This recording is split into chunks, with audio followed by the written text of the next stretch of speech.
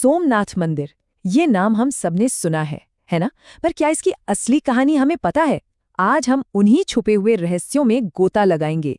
ये सिर्फ एक मंदिर की कहानी नहीं, बल्कि विज्ञान, विश्वास और कुछ ऐसे राज की कहानी है जो हैरान कर देते हैं।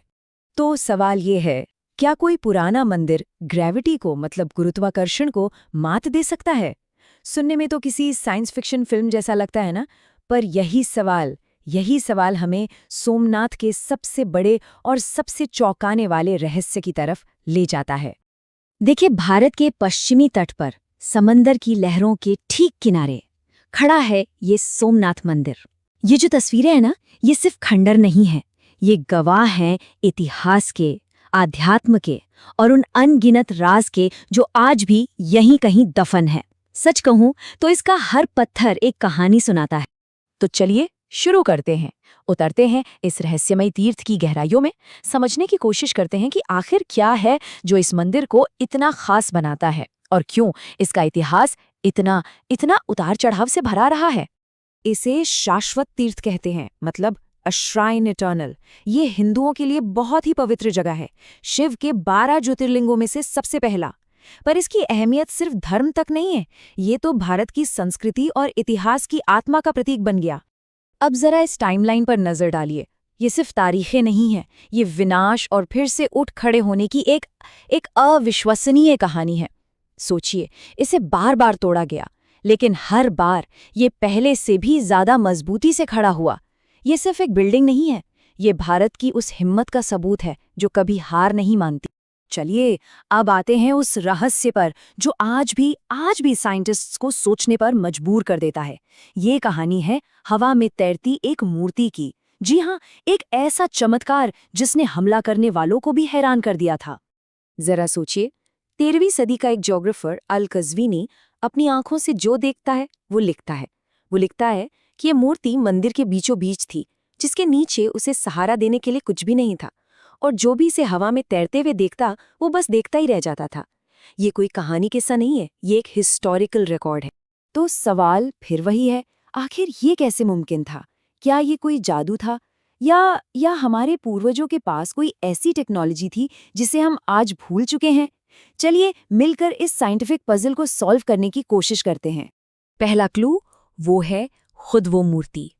कहा जाता है कि ये कोई आम पत्थर था ही नहीं, बल्कि ये स्पेस से आया एक उल्कापिंड था, एक मीटियोराइट। एक ऐसा उल्कापिंड जिसमें जबरदस्त मैग्नेटिक पावर थी। शायद इसीलिए इसे ज्योतिर्लिंग यानी रोशनी का खंबा कहा गया, क्योंकि वो सच में आसमान से आया था। और कमाल की बात यह है कि पुराने दस्तावेज भी इसी तरफ इशारा करते हैं। उनमें लिखा है कि ये एक बहुत ही सख्त काले रंग का पत्थर था, जो बिल्कुल एक आयरन निकल मीटियोराइट जैसा ही होता है। पर यहीं पर साइंस एक पेंच फंसा देता है। देखिए, फिजिक्स का एक बेसिक नियम है, ऑन-शॉट्स थ्योरम। वो कहता है कि आप सिर्फ मैग्नेट का इस्तेमाल करके किसी चीज को हवा में स्टेबल नहीं रख सकते, मतलब स्थिर नहीं रख सकते। वो या तो चिपक जाएगी या फिर दूर भाग जाएगी। तो फिर सोमनाथ में ये कैसे हो रहा था? मतलब कोई तो मिसिंग पीस है, और वो मिसिंग पीस वो हो सकता है डायामैग्नेटिज्म। अब ये एक बहुत ही दिलचस्प प्रॉपर्टी है। बिस्मथ जैसी कुछ चीजें होती हैं जो मैग्नेट की तरफ खिंचती नहीं, बल्कि उसे हल्का सा रिपेल करती हैं, मतलब दूर धकेलती हैं। सोचिए जैसे कोई अदृश्य ताकत उसे अपनी जगह पर टिकाए हुए हो, और यही रिपल्शन, यही प्रतिकर्षण स्थिरता पैदा कर सकता है। अब जरा इस डायग्राम को देखिए, ये पूरा कॉन्सेप्ट साफ कर देगा। कल्पना कीजिए, ऊपर छत में लगे हुए हैं पावरफुल मैग्नेट्स जो मूर्ति को ऊपर की तरफ खींच रहे हैं, और दीवारों पर लगी हैं बिस्मथ की प्लेट्स जो उसे साइड से हल्का हल्का धकेलकर ठीक बीच में परफेक्टली बैलेंस्ड कर देती हैं। ये एक कमाल का संतुलन है जो ग्रेविटी को ही मात दे रहा है। और अब आती है सबसे हैरान करने वाली बात। याद है वो इतिहासकार अल कज़वीनी? उन्होंने लिखा था कि मंदिर के खंभे शीशे से ढके हुए थे। अब मजे की बात यह है कि पुराने जमाने में बिस्मिथ और शीशे यानी लीड में फर्क करना लगभग नामुमकिन था। तो क्या ऐसा हो सकता है कि जिसे वो शीशा समझ रहे थे वो असल में बिस्मिथ हो, वही बिस्मिथ जो मूर्ति को हवा में टिकाए रखने के लिए चाहिए था? अचानक सारी कड़ियां जुड़ जाती हैं। तो ये तो था प्राचीन विज्ञान का एक कमाल का नमूना। अब चलिए समय में थोड़ा आगे चलते हैं, एक ऐसी कहानी की तरफ जहां साइंस नहीं बल्कि पॉलिटिक्स और एक बहुत बड़ी ऐतिहासिक भूल शामिल थी। ये कहानी है सोमनाथ के दरवाजों की। बात है 1842 की। अंग्रेजों को अफगानिस्तान में बहुत बड़ी हार का सामना करना पड़ा था। तो अपनी लाज बचाने के लिए उस वक्त के गवर्नर जनरल लॉर्ड एलनबरो ने एक बड़ा दांव खेला। उन्होंने ऐलान किया कि उनकी सेना अफगानिस्तान के गजनी से सोमनाथ के वो असली दरवाजे वापस ला रही है, जिन्हें 800 साल पहले महमूद गजनवी लूट कर ले गया था। मकसद बिल्कुल साफ था, भारत के लोगों की भावनाओं को अपने पक्ष में करना और अपनी हारी हुई इज्जत वापस पाना। लेकिन जब वो दरवाजे पूरे गाजे बाजे के साथ भारत लाए गए तो सारा का सारा खेल बिगड़ गया। एक्सपर्ट्स ने जब उन्हें जांचा तो पता चला कि ये दरवाजे चंदन के हैं ही नहीं, ये तो देवदार की लकड़ी के बने थे। और उनका डिजाइन वो भी भारतीय नहीं बल्कि पूरी तरह से अफगान था। मतलब जिसे एक राष्ट्रीय सम्मान की तरह पेश किया जा रहा था, वो असल में एक बहुत बड़ी गलती या कहें कि एक धोखा था। आज भी वो दरवाजे आगरा के किले में एक कमरे में रखे हैं और उनके पास लगी एक तख्ती वो इस पूरे ऐतिहासिक झूठ को साफ साफ बयान करती है। ये ईस्ट इंडिया कंपनी के उस पॉलिटिकल स्टंट की एक शर्मनाक याद बनकर रह गए हैं। सोमनाथ के रहस्यों का सफर अभी खत्म नहीं हुआ। एक आखिरी पड़ाव और है, एक ऐसा राज जो पत्थर में तराशा हुआ है और जो हमें एक बार फिर ये सोचने पर मजबूर कर देगा कि हजारों साल पहले हमारे पूर्वज आखिर जानते क्या क्या थे।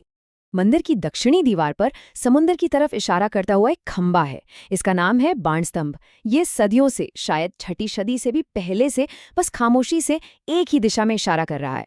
पर सवाल ये है कि आखिर ये इशारा कर किस तरफ रहा है। उस खंभे पर संस्कृत में एक लाइन लिखी है, आ समुद्रांत दक्षिण ध्रुव पर्यंत अबाधित ज्योतिर्मार्ग, जिसका सीधा सा मतलब है समुद्र के इस बिंदु से लेकर सीधे दक्षिण ध्रुव तक रास्ते में कोई जमीन नहीं है। 1 मिनट रुककर इस दावे के बारे में सोचिए, ये कितना कितना अविश्वसनीय लगता है। और सबसे चौंकाने वाली बात जानते हैं क्या है? ये दावा बिल्कुल सच है। आज अगर हम सैटेलाइट मैप्स पर सोमनाथ से दक्षिण की तरफ एक सीधी लाइन खींचें तो वो लाइन करीब 10,000 किलोमीटर तक बिना किसी जमीन को छुए सीधे अंटार्कटिका पहुंचती है। अब सवाल ये उठता है कि बिना सैटेलाइट, बिना मॉडर्न टेक्नोलॉजी के हमारे पूर्वज ये बात कैसे जानते थे? तो आखिर में सोमनाथ है क्या? ये सिर्फ एक मंदिर नहीं है, ये प्राचीन विज्ञान की एक पहेली है। ये अटूट आस्था और विश्वास का एक केंद्र है। ये राजनीतिक दांव पेच का गवाह रहा है और सबसे बढ़कर ये बार बार गिरकर उठ खड़े होने की इंसानी हिम्मत की एक जबरदस्त मिसाल है। सोमनाथ की ये कहानियां एक जरूरी बात याद दिलाती हैं कि हमारा अतीत ऐसे ही ना जाने कितने रहस्यों और चमत्कारों से भरा पड़ा है, जो बस इस इंतजार में है कि कोई उन्हें फिर से खोज निकाले।